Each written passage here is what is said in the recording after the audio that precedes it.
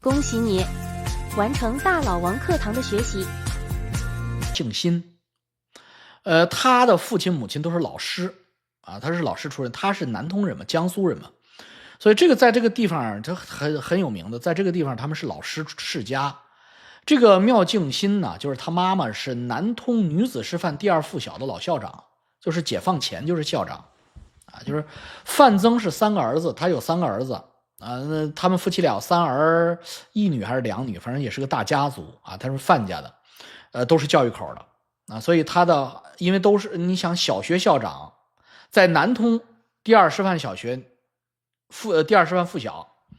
这个南通女子师范第2附小的这种老校长，他的影响力是很大的，基本上都是他的那个学校是南通当地最好的小学，培养了无数的人才。那么作为这样的教育世家的孩子，他当然是从小就会受到琴棋书画的沾染啊。就是范子瑜和妙静心呢，生的3个儿子里最有出息的就是范增。儿子呢他去南开啊学历史啊，然后呢又转到央美啊中央美术学院学绘画，学国画，就这么一个人生路。昨天我都讲过了。他第一任妻子呢跟他是门当户对啊。那第一任妻子呢叫林佑啊，林秀啊，林秀是中国书法家协会副会长那也是不是一般人啊，也就是说真是夫唱妇随。而且呢2个人是从23岁才开始恋爱。你看范增花归花，范增范老他的初恋是发生在23岁，23岁之前他不懂女人，也没有谈过恋爱，所以他跟林秀谈恋爱是耗尽了他的爱情啊，他自己说的。然后就是他有自传嘛，他写的很精彩，也很真实。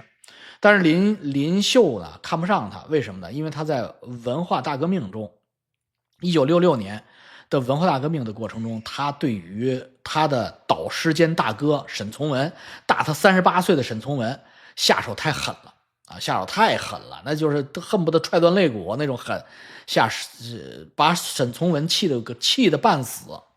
所以呢他干这些事儿呢，干这些坏事呢林秀呢接受不了啊，从人品上瞧不起他，2个人婚变啊。对此之后呢，范增呢在人生的最低谷，这时候他那时候画其实也挺值钱，但毕竟不是市场经济啊，那几毛钱一平尺，他自己吹说7块钱一平尺，那扯鸡巴蛋，7块钱一平尺已经80年代的事了。那个时候就是60年代，他就几毛钱一平尺，他也卖不出去，所以他没地儿住，没饭吃，他那点工资不够啊，所以呢，这时候他就没办法，就是跟他2任老婆，就是范晓慧，他那个亲闺女的妈，2任老婆叫边宝华结婚了。边宝华他同学啊，就是中央美术学院边宝华从小画的，但是边宝华呢长得不好看，就是俗称就是恐龙嘛，大家懂吧？啊，如果要是你是学艺术的男生啊，你是范增那样的帅哥，范增长得很帅，长得有点像朱时茂嘛，浓眉大眼的。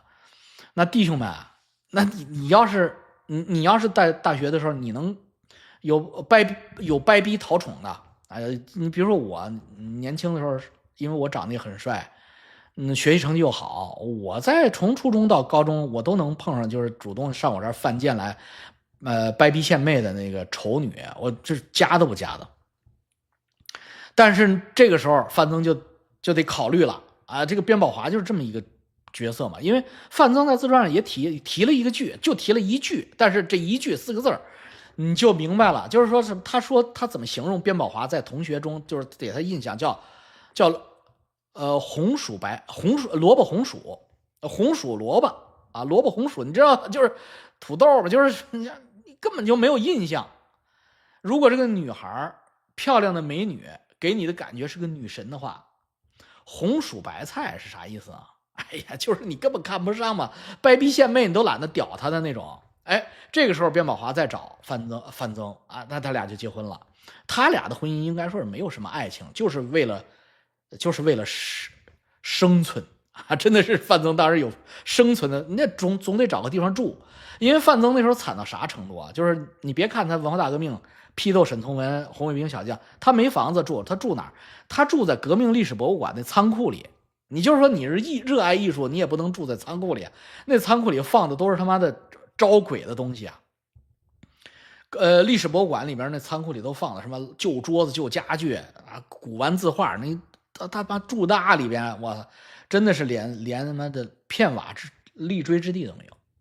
跟边宝华，北京人边宝华家里有钱有房啊，他等倒插门嘛，边宝华生下了范晓慧，这种爱情是不会长久的啊，这个爱情肯定不会长久，也不会经受得住任何考验的啊。所以呢，在1970年的某一天啊，1970年代的某一天啊，应该是70年左右啊，然后呢，他就认了一个大哥，这大哥呢，其实跟他同岁啊，比他大几个月，叫虚尊德啊。虚尊德是莫须有的虚啊，遵守纪律的纪，道德的德，虚尊德。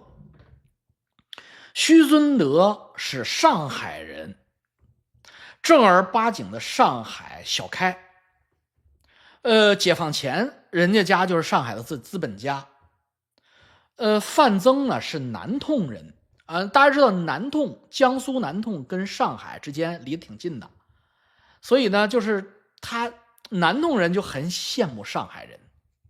到今天南通也挺羡慕上海的。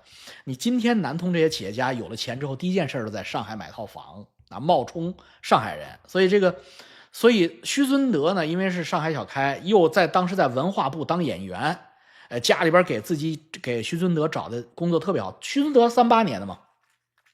所以范增也是38年的嘛，他们俩是同岁的嘛，所以他们俩呢就结为所谓异姓兄弟了，差几个月。但是虚尊德大，范增小，范增就叫虚尊德哥哥。然后虚尊德有钱会吃，就开始请范增吃饭了，这事儿就出了。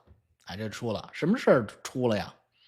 你想想啊，范增在北京住在仓库里，跟边宝华那不是那时候已经跟边宝华结婚了，跟边宝华结着婚，就是被边宝华从仓库里接出来，就是跟一个萝卜白菜同居啊，估计也没有什么太过瘾的性生活。然后在虚尊德虚大哥这儿吃的好，穿的好，然后房子人家也好，人家文化部分的电梯房，1970几年电梯房啊。那北京啊，1970几年，你看北京几个人能住电梯房？虚尊德不是一般人啊，所以一会儿我给你讲虚尊德故事。然后这个他妈的，他一去虚尊德家里边，坏球了，操！他看见虚尊德老婆了，这就如那西门庆当年在街市上走，被潘金莲那木棍打了头，往上一看，这就有那一笔，那真的就是爱情就来敲门了。1970年的某一天啊，虚尊德请范增到家里吃饭，张罗了一桌子的菜，然后虚尊德的老婆娉婷而出，范增顿时脑中一片空白。范增多年以后在他的自传中是这么写的：那清澈如潭的双眸，便是我全部生命的归宿，那是我暴烈性格的最佳栖止之所，一如人生沙漠中一泓沁人心脾的泉水。这情爱之来，是心灵深处最猛烈而神奇的狂飙般的刹那。你看，非常真实的描述了他当时见到虚尊德老婆之后的那种想占有、想夺过来的那种欲望啊，无法压抑。所以，即便眼前这个女人并不年轻啊，范增38年的，虚尊德38年，这个女人39年的，就是张老太太39年的，所以就比他自己小1岁，但是而且是3个孩子的妈妈了，已经40岁了。因为70年见面嘛，他39年的嘛，已经41岁了。70年、39年、40，我想想啊，39年不是40， 30啊，30岁啊，30多岁啊，30多岁，30多岁正好是小少妇，3个孩子的妈妈，这范增就挪不动脚了，占有之欲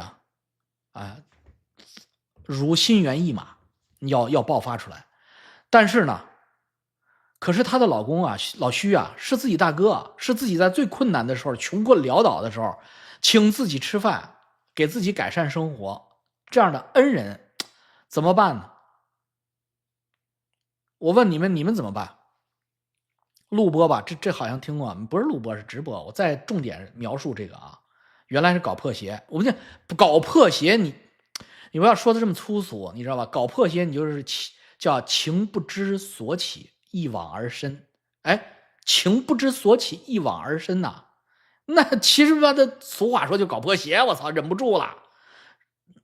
那虚尊德呢？最郁闷的是，虚尊德也降服不住他的老婆，就张桂云也满足不了。哎呀，范增啊，人高马大的，就跟范增搞起来了。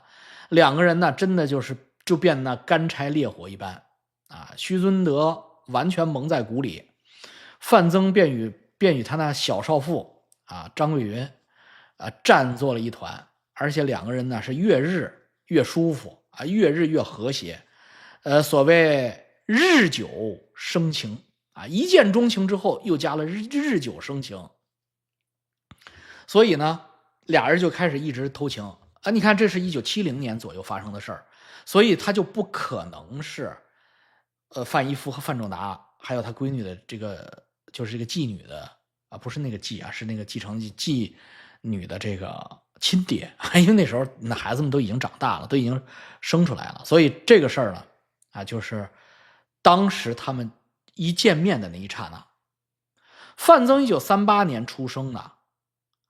他按照这个轨迹来说呢，啊，他呢，就跟虚尊德他那个老婆叫南丽啊，他给他改了个名叫南丽。他为什么给他改名叫南丽呢？啊，这个我就告诉你们点小秘密啊，这你们就不知道了。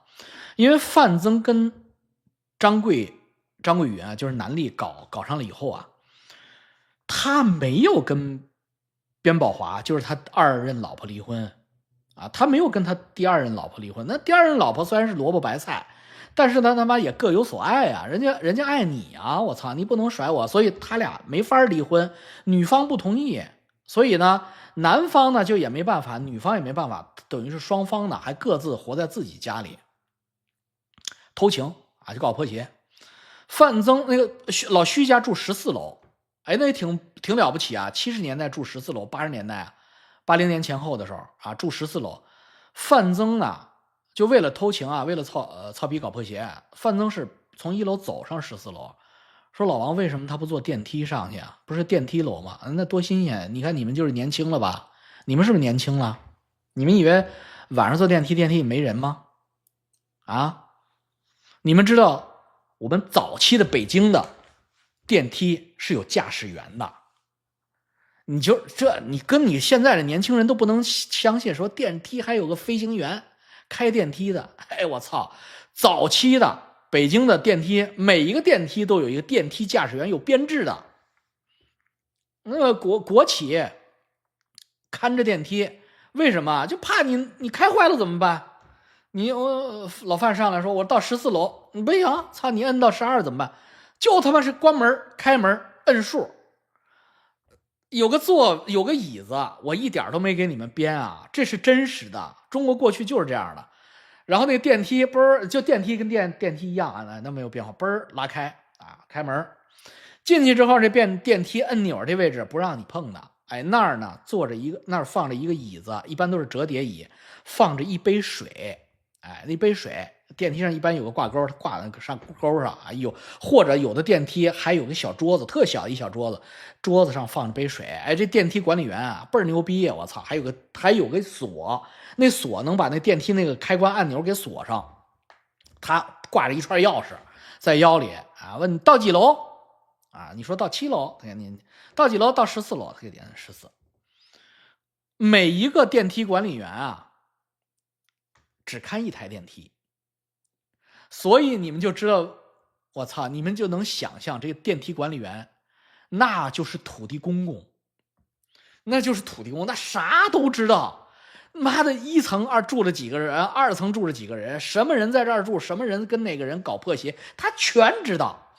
所以呢，范增为了怕别人发现自己，就是主要是躲这个电梯大爷，所以范增真的是每天爬14楼。为什么他身体好？